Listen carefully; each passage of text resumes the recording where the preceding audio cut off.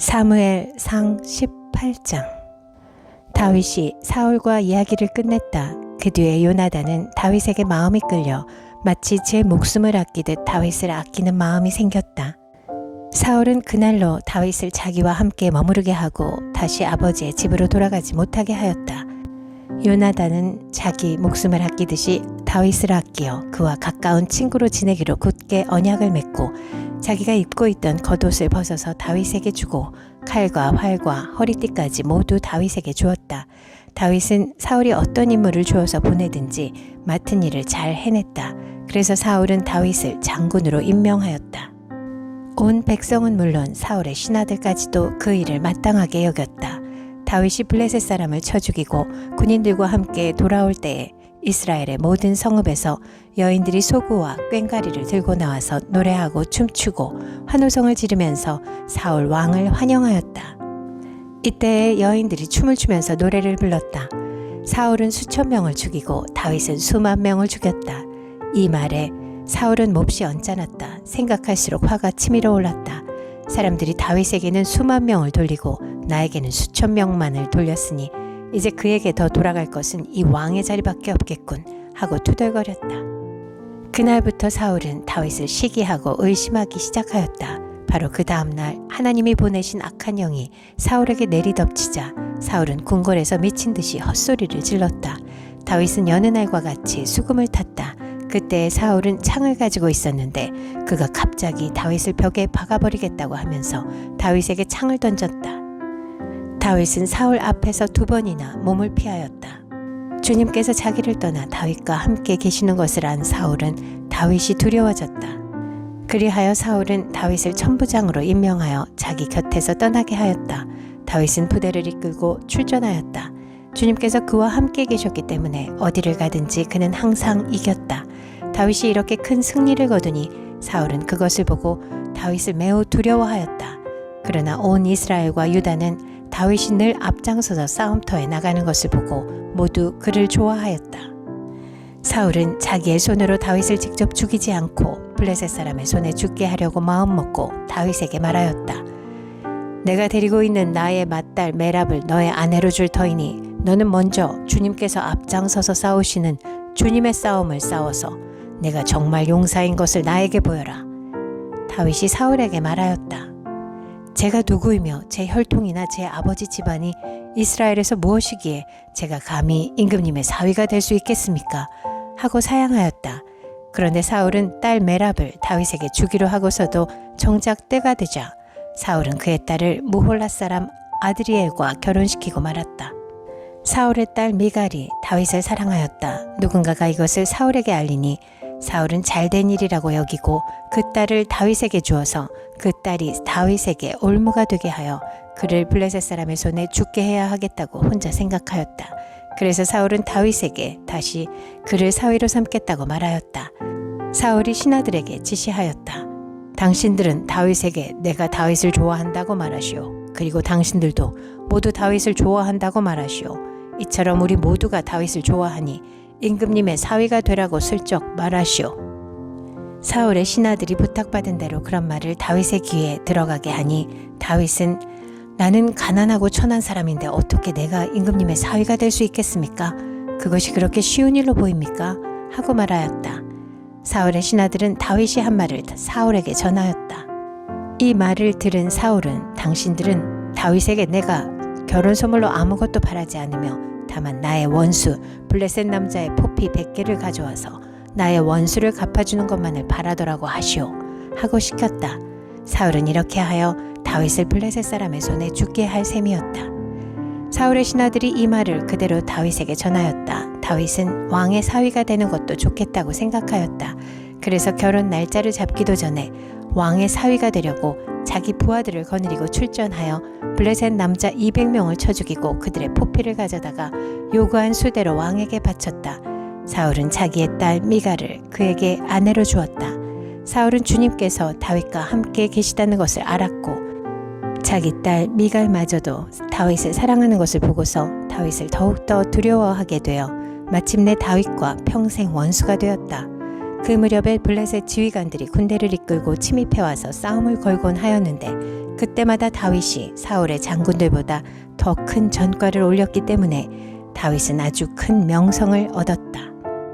사무엘상 19장. 사울은 자기의 아들 요나단과 자기의 모든 신하들이 듣는 데서 다윗을 죽이겠다고 말하였다. 사울의 아들 요나단은 다윗을 매우 좋아하고 있었으므로 다윗에게 이것을 귀띔하여 주었다. 나의 아버지 사울이 자네를 죽이려 하니 나의 말을 듣게. 자네는 내일 아침 일찍 몸을 피하여 외진 곳으로 가서 숨어 있게.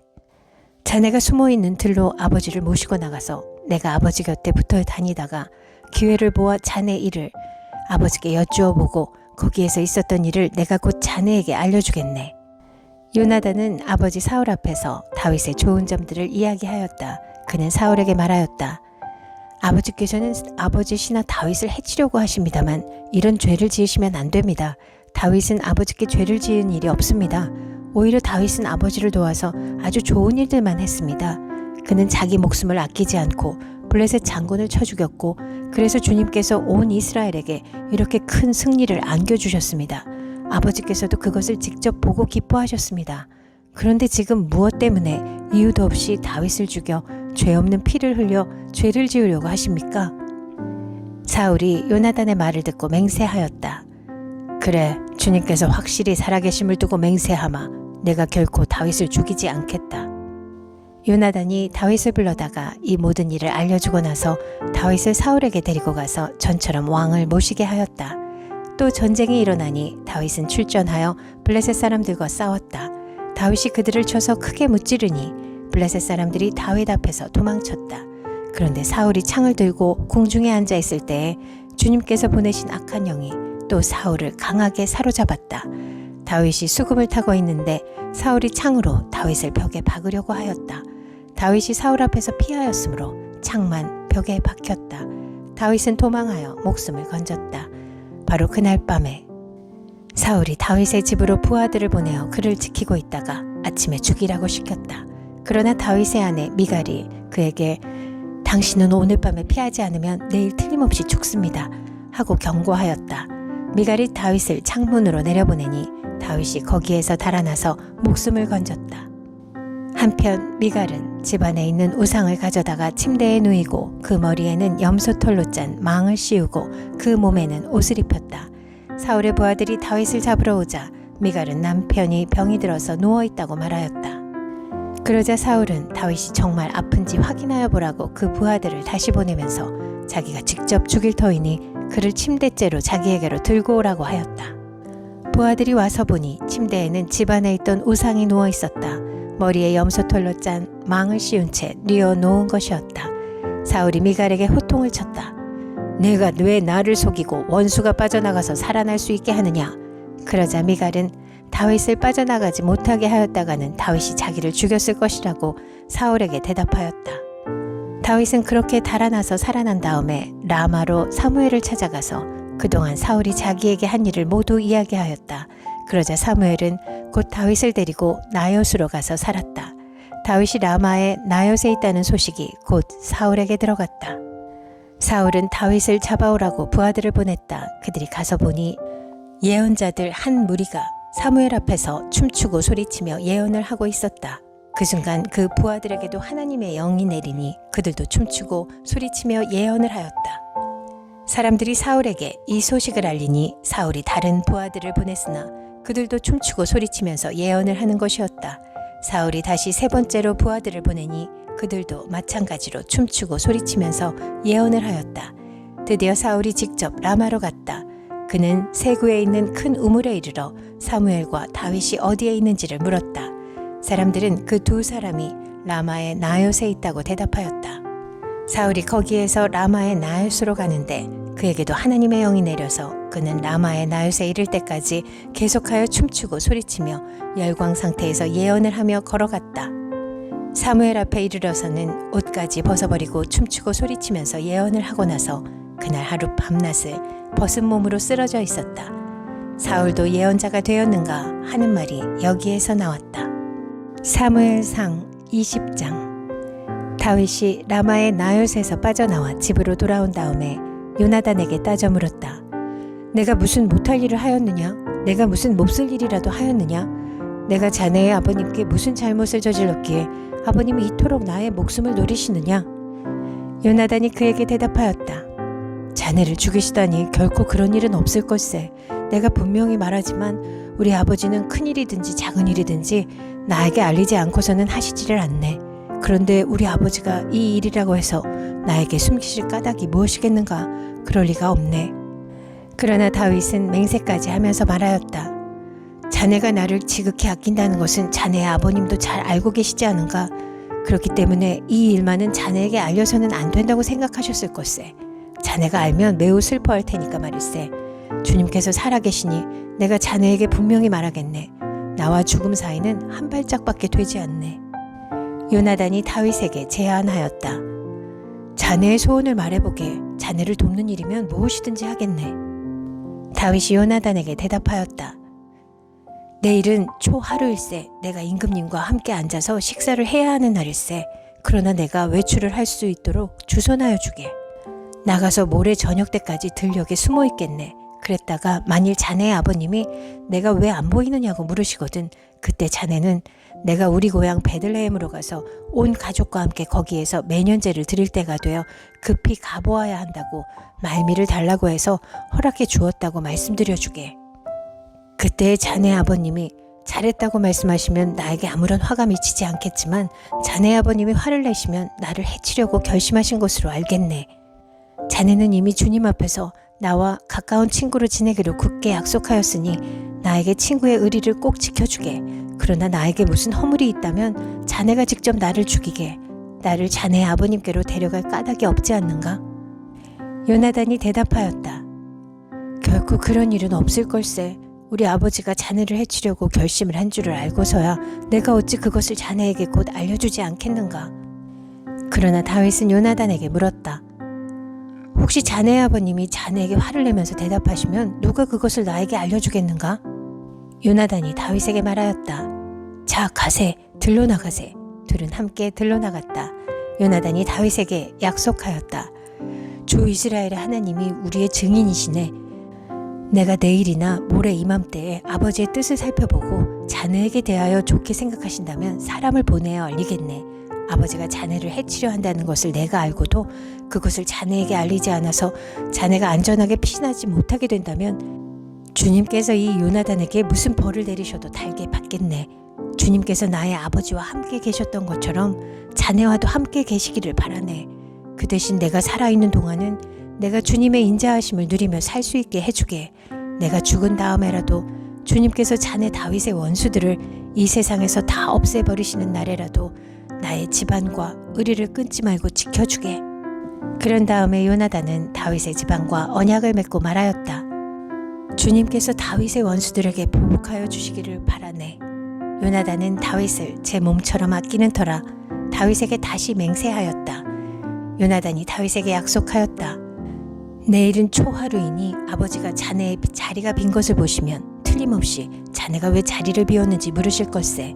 모레까지 기다리다가 저번 일이 있었을 때 숨었던 그곳으로 내려가서 에셀 바위 곁에 숨어 있게. 그러면 내가 연습 삼아 어떤 표적을 놓고 활을 쏘는 것처럼 그 바위 곁으로 화살을 3번 쏘겠네. 그런 다음에 내가 데리고 있는 종을 보내어 그 화살을 다 찾아오라고 말하겠네. 그때 내가 그 종에게 큰 소리로 너무 멀리 갔다. 이쪽으로 오면서 다 주워오너라 하고 말하면 주님께서 살아계심을 걸고 맹세하겠네. 자네에게는 아무 일도 없을 것이니 안심하고 나오게. 그러나 내가 그 종에게 아직 더 가야 된다. 화살은 더 먼 곳에 있다. 하고 말하면 주님께서 자네를 멀리 보내시는 것이니 떠나가게. 오직 우리와 함께 약속한 말에 대해서는 주님께서 길이길이 자네와 나 사이에 증인이 되실 것세. 이리하여 다윗은 들녘에 숨어 있었다. 초하루가 되었을 때 왕이 식사를 하려고 식탁에 앉았다. 왕이 언제나 하듯이 벽을 등진 자리에 앉자 요나단이 왕의 맞은쪽에 앉았고 아브넬은 사울 곁에 앉았다. 다윗의 자리는 비어 있었다. 그런데도 그날은 사울이 아무 말도 하지 않았다. 사울은 다윗에게 뜻하지 않은 일이 생겨 몸이 부정을 타서 아직 깨끗하여지지 않았는가 하고 생각하였다. 그런데 초하루가 지난 다음 날 곧 그 이튿날에도 다윗의 자리가 여전히 비어있는 것을 보고 사울이 자기 아들 요나단에게 물었다. 어째서 이새의 아들이 어제도 오늘도 식사하러 나오지 않느냐? 요나단이 사울에게 대답하였다. 다윗이 저에게 베들레헴에 다녀올 수 있도록 허락하여 달라고 간곡히 요청하였습니다. 자기 집안이 베들레헴 성읍에서 제사를 드리는데 자기 형이 다녀가라고 했다고 하면서 제가 자기를 아낀다면 자기 형을 만나게 해달라고 저에게 간청을 하였습니다. 그래서 그가 지금 임금님의 식탁에 나오지 못하였습니다. 사울이 요나단에게 화를 내면서 소리쳤다. 이 폐역무도한 계집의 자식아, 내가 이새의 아들과 단짝이 된 것을 내가 모를 줄 알았더냐. 그런 녀석과 단짝이 되다니 너에게도 부끄러운 일이고 너를 낳은 내 어미를 발가벗기는 망신이 될 뿐이다. 이새의 아들이 이 세상에 살아있는 한은 너도 안전하지 못하고 너의 나라도 안전하지 못할 줄 알아라. 빨리 가서 그 녀석을 당장에 끌어오너라. 그 녀석은 죽어야 마땅하다. 요나단이 자기 아버지 사울에게 그가 무슨 못할 일을 하였기에 죽어야 합니까? 하고 항의하니 그 순간 사울이 요나단을 찔러 죽이려고 창을 뽑아 겨냥하였다. 그제서야 요나단은 자기 아버지가 다윗을 죽이려고 단단히 벼르고 있다는 것을 알아차렸다. 요나단도 화가 치밀어 식탁에서 일어섰다. 그리고 요나단은 자기 아버지가 다윗을 모욕한 것이 가슴 아파서 그달의 이틀째가 되던 그날은 하루 종일 아무것도 먹지 않았다. 그 다음날 아침에 요나단은 어린 종을 하나 데리고 들녘으로 나가서 다윗과 약속한 장소로 갔다.